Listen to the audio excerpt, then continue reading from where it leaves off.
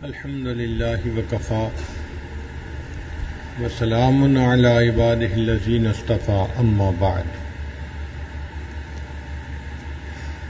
آج کی حکم ہے الصلاۃ طہرۃ للقلوب من ادناس الذنوب، کہ نماز حقیقی دلوں کو گناہوں کے میل و کچائل سے پاک کرنے والی ہے۔ نماز انسانوں کے دلوں کو گناہوں کے میل و کچیل سے پاک کرنے والی ہے۔ وَاستفتاح لباب الغیوب، اور پوشیدہ اسرار کا دروازہ کھولنے والی ہے۔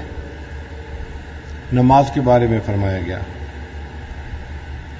ایک دوسری حکم میں فرماتے ہیں الصلاۃ محل المناجات، نماز سرگوشی کا محل ہے۔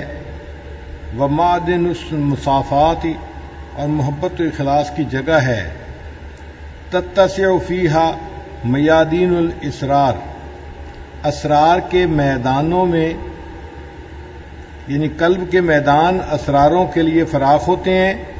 وفیہا شوارق الانوار، اور اس میں انوار کے ستارے چمکتے ہیں۔ جتنے اعمال فرض ہیں ان میں نماز سب سے افضل عمل ہے، اس لیے قیامت کے دن سب سے پہلے نماز ہی کا حساب ہوگا۔ قرآن مجید میں فرمایا گیا ان الصلاۃ تنہی عن الفحشاء والمنکر، کہ نماز انسان کو برے کاموں سے اور فحش کاموں سے روک دیتی ہے۔ اگر انسان صحیح معنوں میں نماز پڑھے تو جو نور ملتا ہے اس کی وجہ سے انسان گناہوں سے محفوظ ہو جاتا ہے۔ اس لیے کہا گیا الصلاۃ معراج المومن، کہ نماز تو مومن کی معراج ہے۔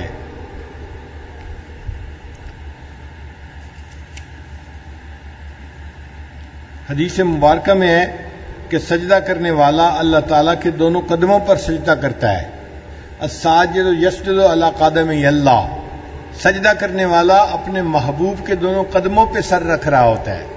آپ سوچئے نا کہ تصور میں یہ کیسا حال ہوگا کہ محبوب کے قدموں پہ محب اپنا سر رکھے۔ حضرت مولانا محمد یحییٰ رحمۃ اللہ علیہ، جو شیخ الحدیث رحمۃ اللہ کے والد تھے، وہ بہت لمبا سجدہ کیا کرتے تھے۔ ہم نے اپنی زندگی میں بعض لمبا سجدہ کرنے والے حضرات کو دیکھا ہے۔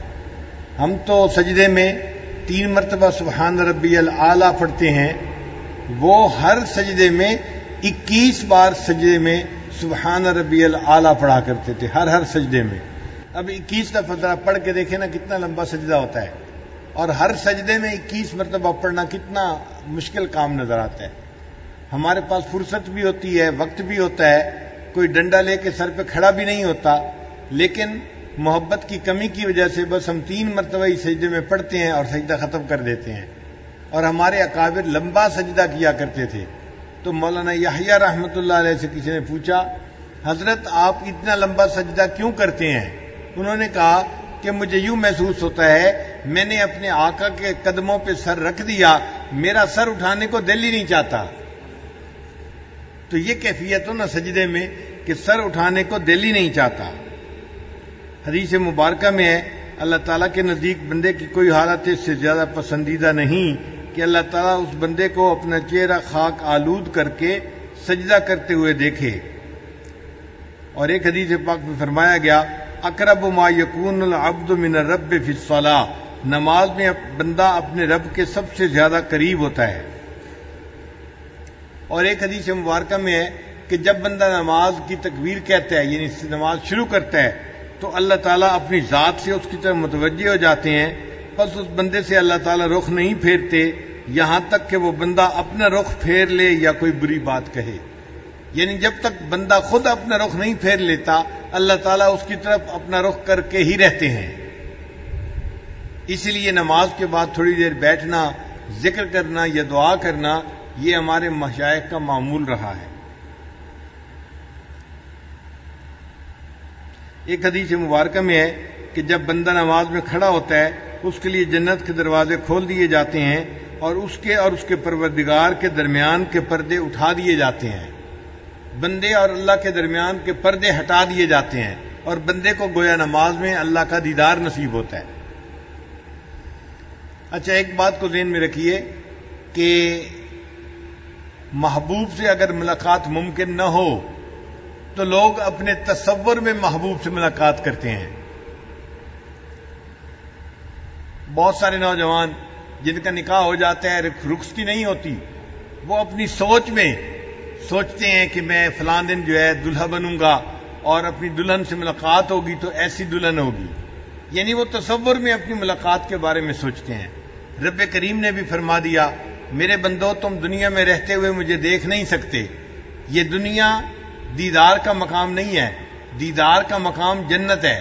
ہاں تمہارا دل چاہے گا کہ وہ دیدار کیسا ہوگا، لہذا ہر دن میں 5 مرتبہ تم تصور میں میرا دیدار کیا کرو۔ تو یہ جو 5 نمازیں ہیں، یہ تصور میں بندہ اپنے رب کا دیدار کر رہا ہوتا ہے۔ اس لیے فرمایا ان تعبد اللہ کأنک تراہ، تم اللہ کی عبادت ایسے کرو جیسے کہ تم اسے دیکھتے ہو۔ فإن لم تکن تراہ، اور اگر تمہیں یہ کیفیت حاصل نہ ہو کہ تم اس کو دیکھ سکو تو اس طرح محسوس کرو کہ وہ تمہیں دیکھ رہا ہے۔ محبوب بندے کو دیکھے تو محب کو اس میں بھی لذت ملتی ہے۔ چنانچہ کتابوں میں واقعہ لکھا ہے، ایک آدمی تھا، اس کو کسی جرم کی پاداش میں درے لگے، اور اس کو اتنے درے لگے مگر اس نے زبان سے سی تک نہیں نکالی، خاموشی سے برداشت کر لیے۔ لوگ بڑے حیران کہ اتنی سزا ملی اور اس بندے نے آواز بھی نہیں نکالی۔ تو اس کے کسی دوست نے پوچھا کہ تم نے اتنے آرام سے سزا کیسے برداشت کر لی؟ اس نے کہا کہ میں نے سنا تھا کہ میرا محبوب بھی دیکھنے کے لیے آیا تھا، میں نے اس لیے سزا برداشت کر لی، میں نے اپنی منہ سے آواز نہیں نکالی کہ پتہ نہ چلے کہ سزا ہو رہی ہے۔ تو محبوب دیکھ رہا ہو تو بھی محب کی کیفیت کچھ اور ہوتی ہے۔ تو یا تو محب محبوب کو دیکھے، یہ سب سے اعلیٰ قسم ہے، اس کو مشاہدہ کہتے ہیں، اور دوسرا اس کو مراقبہ کہتے ہیں کہ بندہ یہ محسوس کرے کہ محبوب مجھے دیکھ رہا ہے۔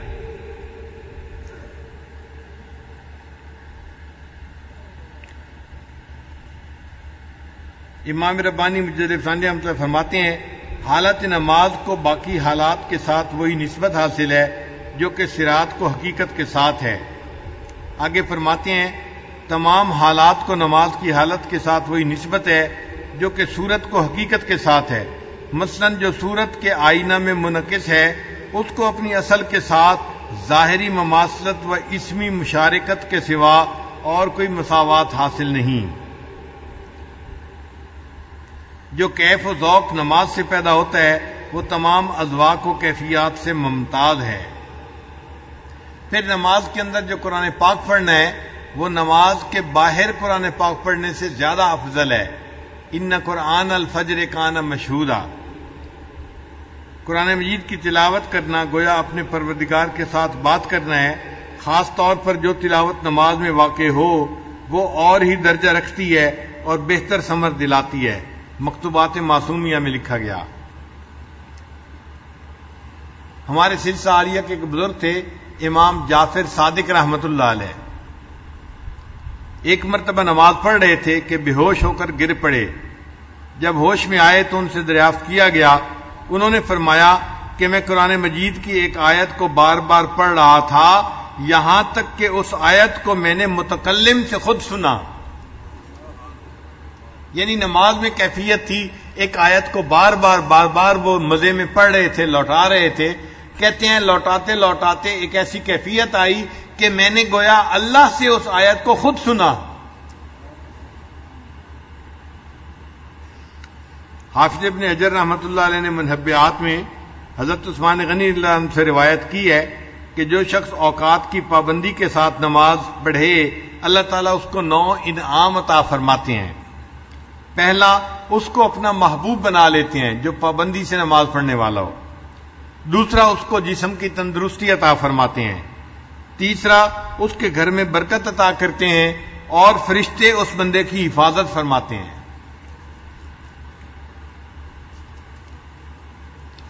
اس کے چہرے پر صلحاء کا نور ظاہر کر دیا جاتا ہے، اس بندے کا دل نرم کر دیا جاتا ہے۔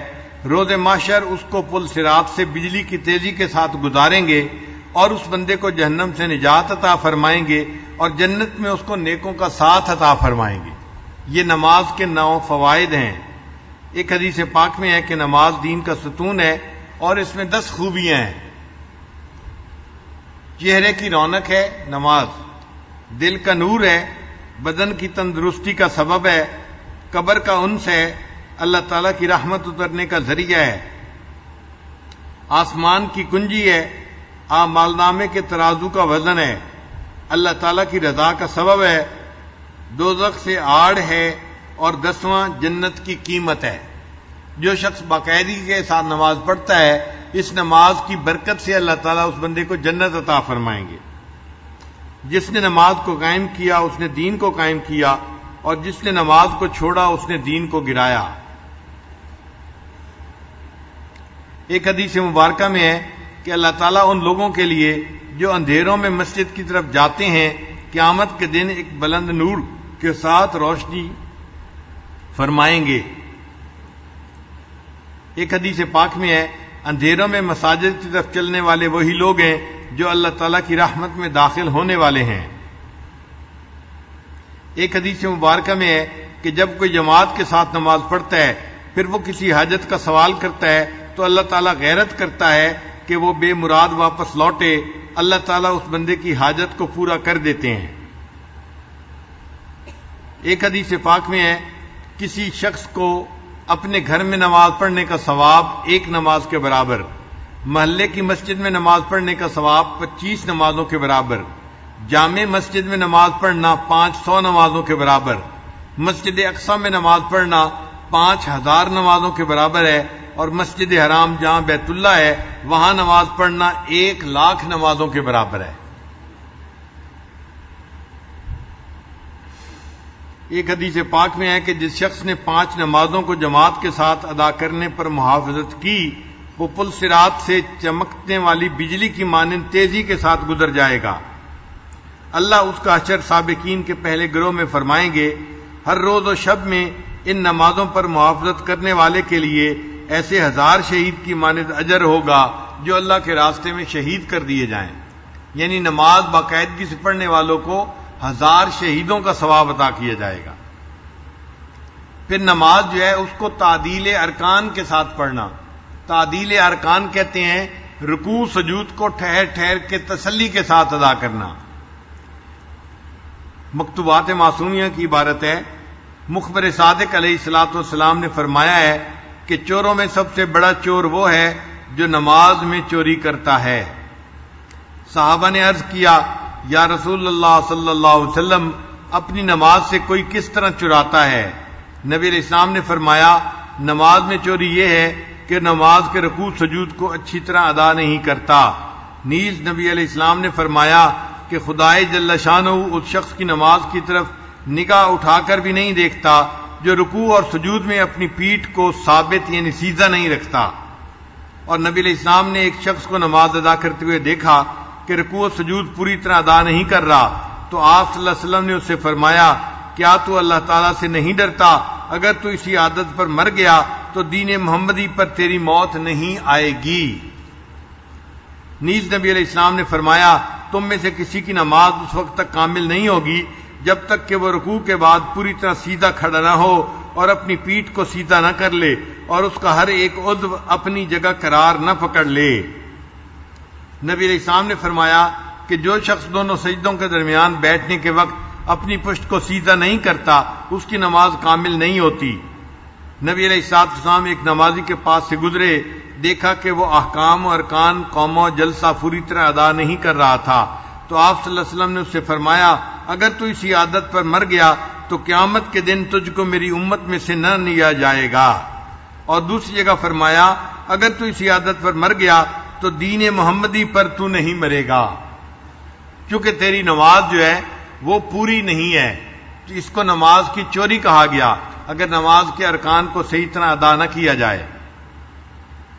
حضرت ابو ہریرہ نے فرمایا کہ کوئی شخص ایسا ہوتا ہے کہ 60 سال تک نماز پڑھتا رہے اور اس کی ایک نماز بھی قبول نہیں ہوتی کیونکہ اس شخص نے رکوع سجود کو بخوبی بھی ادا نہیں کیا ہوتا۔ کہتے ہیں کہ زید نے ایک شخص کو دیکھا کہ نماز پڑھ رہا ہے اور رکوع و سجود پوری طرح ادا نہیں کر رہا، تو آپ نے اس شخص کو بلایا اور اسے پوچھا کہ تو کب سے اس طرح کی نماز پڑھ رہا ہے؟ اس نے کہا 40 سال سے۔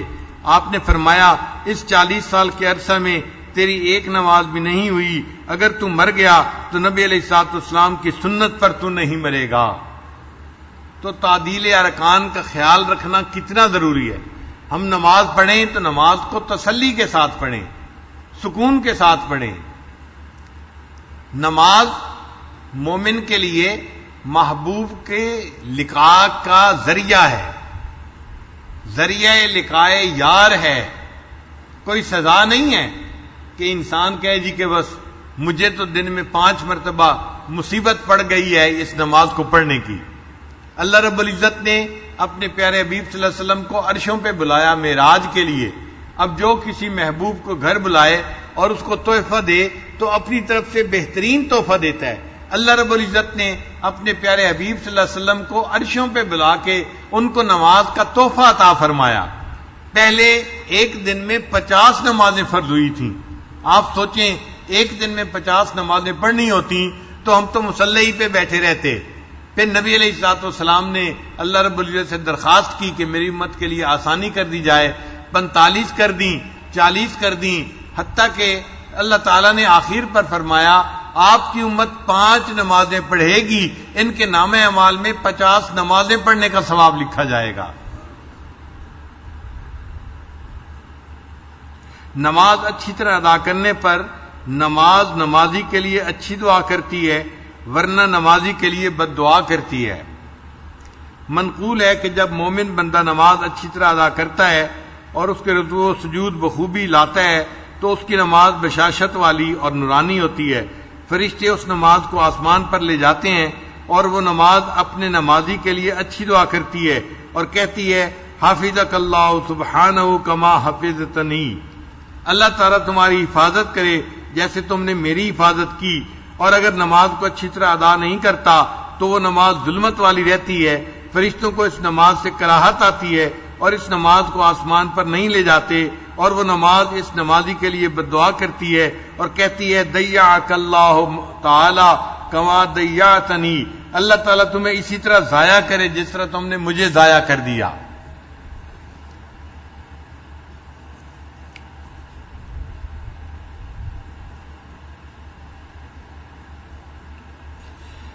نماز کو کامل طور پر ادا کریں اور تعدیل ارکان کو طمانینت کے ساتھ ادا کرنے میں کوشش کریں، کیونکہ اکثر لوگ اس دولت سے محروم ہیں اور یہ عمل متروک ہو رہا ہے۔ اس عمل کا زندہ کرنا بھی دین کی اہم ضروریات میں سے ہے۔ سرور عالم صلی اللہ علیہ وسلم نے فرمایا جو شخص میری کسی مردہ سنت کو زندہ کرتا ہے اس کو 100 شہیدوں کا ثواب ملتا ہے۔ تو خواجہ معصوم رحمۃ اللہ فرماتے ہیں کہ آج کے دور میں تسلی کے ساتھ نماز پڑھنا گویا نبی علیہ السلام کی سنت کو زندہ کرنا ہے، اس پر 100 شہیدوں کا ثواب بندے کو ملتا ہے۔ پھر جب ہم جماعت کے ساتھ نماز پڑھیں تو ہمیں چاہیے کہ اپنی صفیں کو سیدھا کریں اور یہ بھی سمجھ لیں کہ جماعت کے ساتھ نماز ادا کرنے کے وقت صفوں کو سیدھا اور برابر کرنا چاہیے تاکہ نمازیوں میں سے کوئی شخص آگے پیچھے کھڑا نہ ہو۔ کوشش کرنی چاہیے کہ سب نمازی ایک دوسرے کے برابر کھڑے ہوں۔ نبی علیہ السلام پہلے صفوں کو درست فرمایا کرتے تھے، پھر تکبیر تحریمہ کہتے۔ نبی علیہ السلام نے فرمایا کہ صفوں کو برابر کرنا بھی اقامت صلاۃ میں سے ہے۔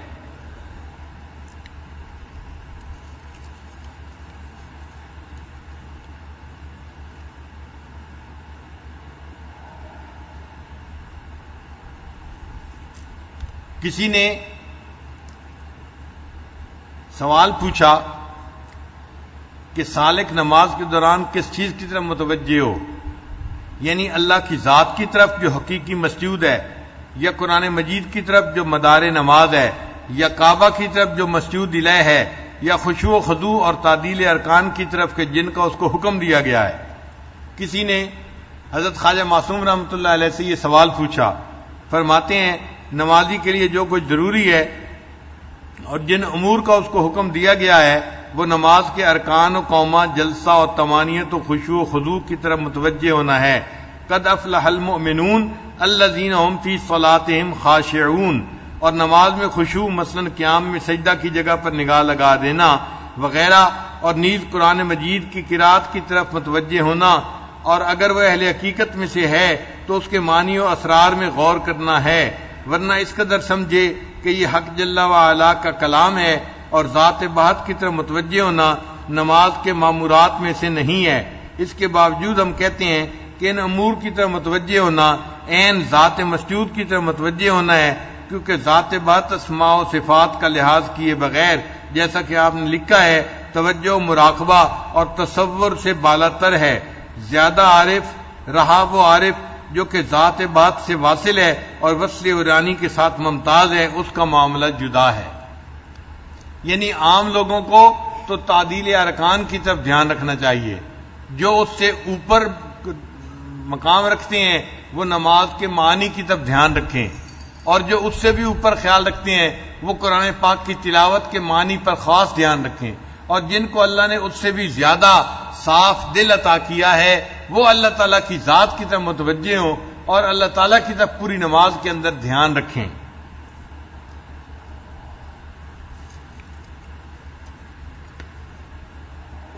نماز ایک حقیقت بھی رکھتی ہے جو تمام مشاہدات و تجلیات سے بالاتر ہے۔ جس قدر نماز کی ظاہری صورت کی تکمیل میں کوشش کی جائے گی، اس حقیقت کے ساتھ اسی قدر مناسبت پیدا ہو جائے گی۔ یعنی جو نماز کو ظاہری طور پر اچھی طرح ادا کرے گا، اللہ اس کو نماز کی حقیقت بھی جلدی عطا فرما دیں گے۔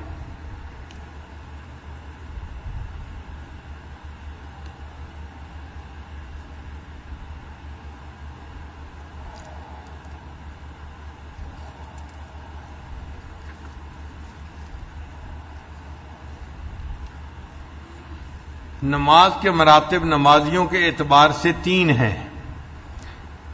ایک ہے عوام الناس کی نماز، دوسری ہے خواص کی نماز۔ خواص کی نماز یہ ہے کہ ظاہری تعدیل ارکان کے ساتھ ساتھ باطنی توجہ بھی ارکان نماز کی طرف ہو، اور ایک ہے ان سے بھی زیادہ خاص لوگوں کی نماز، یہ محویت اور استغراق کی نماز ہے اور اہل عشق کا حصہ ہے۔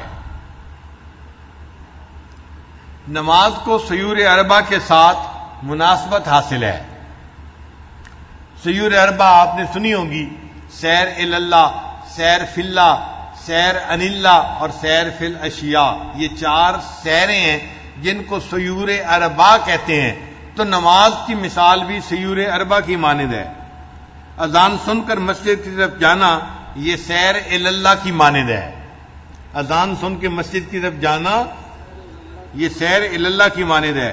قیام، رکوع اور سجود کرنا یہ سیر فی اللہ کی مانند ہے، اور اتحیات میں بیٹھنا سیر ان اللہ کی مانند ہے، اور سلام پھیر کر نماز سے خارج ہونا یہ سیر فی الاشیاء کی مانند ہے۔ تو نماز کی سیور اربع کے ساتھ گویا مناسبت آ گئی۔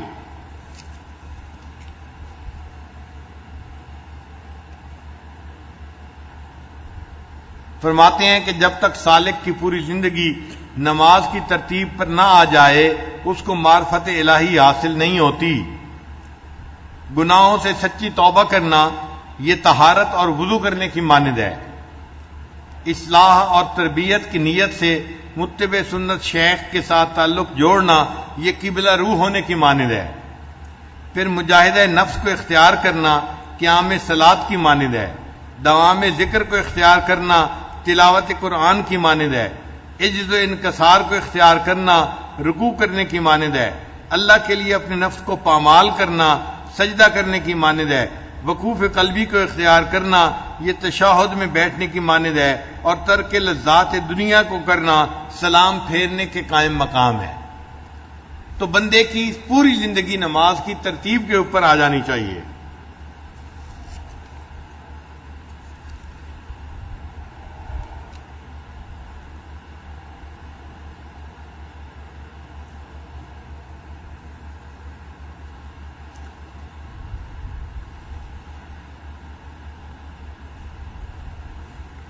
تو دن میں 5 مرتبہ مومن کو اللہ تعالیٰ کے دیدار کا تصور باندھنے کا حکم ہوا،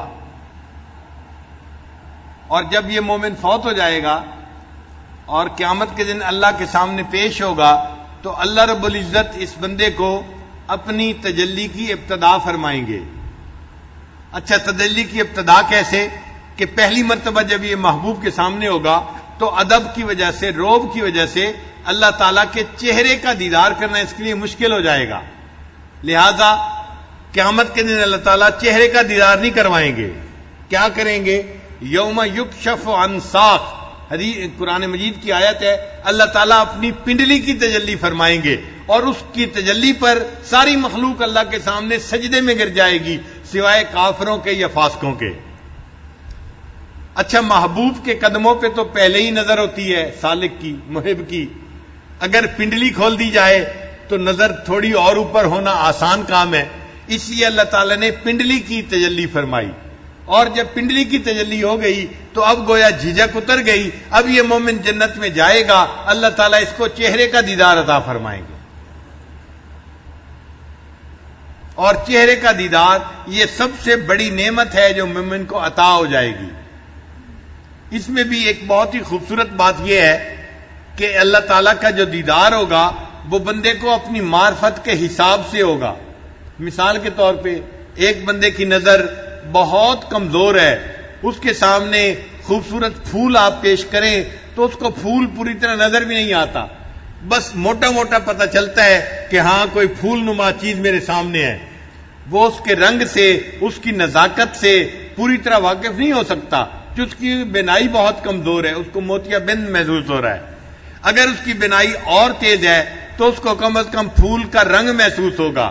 اگر اور تیز ہے تو رنگ کے اندر جو کمی بیشی ہے، شیڈ ہے، اس کا بھی اس کو پتہ چلے گا. اور اگر اس کی نظر 6x6 ہے، اب اس کو صرف پھول کے رنگ کی ہی پتہ نہیں چلے گا، اس کی نزاکت کا بھی مزہ آئے گا. تو جتنی بینائی تیز ہوتی جائے گی پھول کو دیکھنے کا مزہ اتنا ہی بڑھتا چلا جائے گا. اسی طرح مومن کی معرفت کا معاملہ ہے. جس کو دنیا میں معرفت حاصل نہیں ہوگی، اگر جنت چلا بھی گیا اس کو اللہ تعالیٰ کے دیدار کا وہ پورا مزہ حاصل نہیں ہوگا جو ہونا چاہیے تھا. جس کی معرفت اور زیادہ ہوئی اس کو اس سے زیادہ مزہ آئے گا. اور جن لوگوں نے اللہ کی پوری معرفت کو حاصل کیا ان کو جنت میں اللہ تعالیٰ کے حسن حقیقی کو دیکھنے کا پورا مزہ نصیب ہوگا. امام ربانی مجدد ثانی رحمۃ اللہ نے ایک عجیب بات لکھی ہے. وہ فرماتے ہیں کہ دنیا میں انسان جیسی نماز پڑھتا ہے اس کو جنت میں ویسا ہی دیدار ہوگا.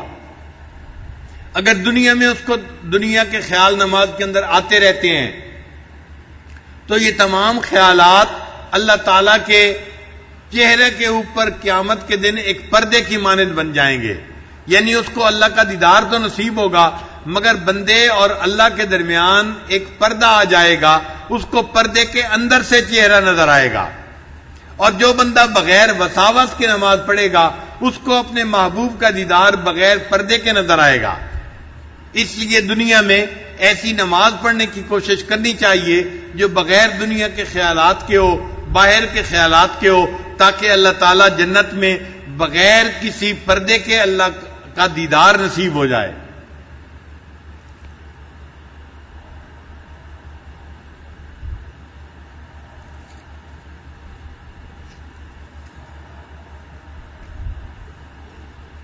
امام ربانی مجدد ثانی رحمۃ اللہ علیہ اپنے مکتوبات میں ایک عجیب بات فرماتے ہیں. وہ فرماتے ہیں کہ صوفیاء میں سے کچھ لوگ ایسے ہیں جو سماع اور وجد اور تواجد کی طرف زیادہ توجہ کرتے ہیں. ہمارے سلسلے میں تو سماع نہیں ہے نا، تو ہم تو صرف ذکر مراقبہ ہی کرتے ہیں. لیکن بعض سلاسل میں آپ دیکھیں گے کہ ہر وقت ہی یا نعت سنتے ہیں یا لوگ قوالی سنتے ہیں اور وہ اس کو بڑا ہی اہم سمجھتے ہیں اور ان کی محفلوں میں یہی چلتا رہتا ہے.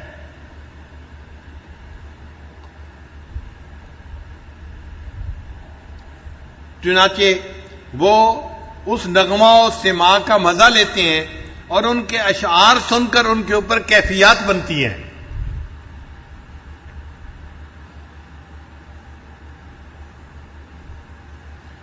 اب ذرا توجہ سے بات سنیے. فرماتے ہیں اس گروہ میں سے بعض لوگ جن کو نماز کی حقیقت سے آگاہی حاصل نہیں ہوئی،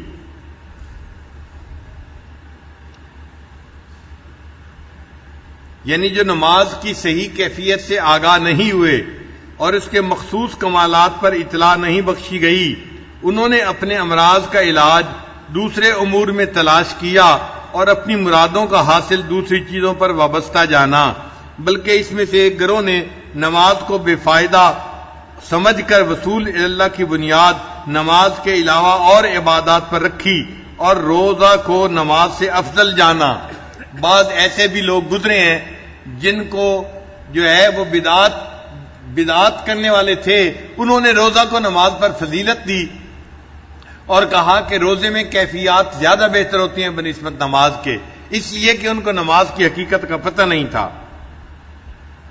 اس قسم کی باتیں اہل سکر کے احوال میں سے ہیں، اور ایسی باتیں حقیقت نماز سے بے خبری کی وجہ سے ہیں، بلکہ طائفہ اس صوفیہ کی ایک کثیر تعداد نے اپنے اضطراب اور بے قراری کی تسکین کو سماع اور نغمہ اور وجد و تواجد میں تلاش کیا، اور اپنے مطلوب کو نغمہ کے پردوں میں مطالعہ کیا اور رقص کو اپنا مسلک بنا لیا، حالانکہ انہوں نے سنا ہوگا ما جعل اللہ فی الحرام شفان، اللہ تعالیٰ نے حرام چیز میں شفا نہیں رکھی۔ اگر نماز کے کچھ حقیقت بھی ان پر منکشف ہو جاتی تو ہرگز نماز سماع اور نغمہ کا دم نہ بھرتے اور وجد و تواجد کو یاد نہ کرتے۔ یعنی یہ جو سماع کے پیچھے بھاگتے پھرتے ہیں، یہ اس لیے ہے کہ یہ لوگ نماز کی حقیقت سے واقف نہیں ہیں۔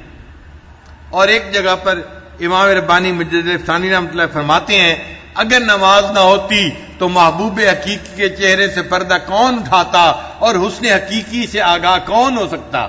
یہ تو نماز ہی ایک عمل ہے کہ جس کے ذریعے انسان اس دنیا میں اللہ رب العزت کے حسن حقیقی کا تصور کرتا ہے اور قیامت کے دن اس کے حسن کو دیکھنے کا حقدار بن جاتا ہے۔ اگر نماز نہ ہوتی ہم اس حسن کو دیکھنے کے حقدار کیسے بن سکتے تھے؟ تو نماز کی بڑی اہمیت ہے اور فضیلت ہے، ہمیں چاہیے بنا سنوار کے نماز پڑھنے کی کوشش کریں۔ چنانچہ نبی علیہ الصلوۃ والسلام نے صحابہ کو نماز پڑھ کے دکھائی اور فرمایا صلو کما رأیتمونی اصلی، جس طرح تم مجھے نماز پڑھتے ہوئے دیکھتے ہو تم بھی بالکل اسی طرح نماز پڑھنے کی کوشش کرو۔ نماز میں شروع میں دل نہیں لگتا، مگر جب انسان کوشش کرتا ہے تو بالآخر اللہ تعالیٰ اس کو نماز کے اندر جاذبیت عطا فرما دیتے ہیں، اور جس کو نماز کی جاذبیت نصیب ہو گئی یہ بڑی نعمت ہے جو اللہ نے اس بندے کو اس دنیا میں عطا فرما دی۔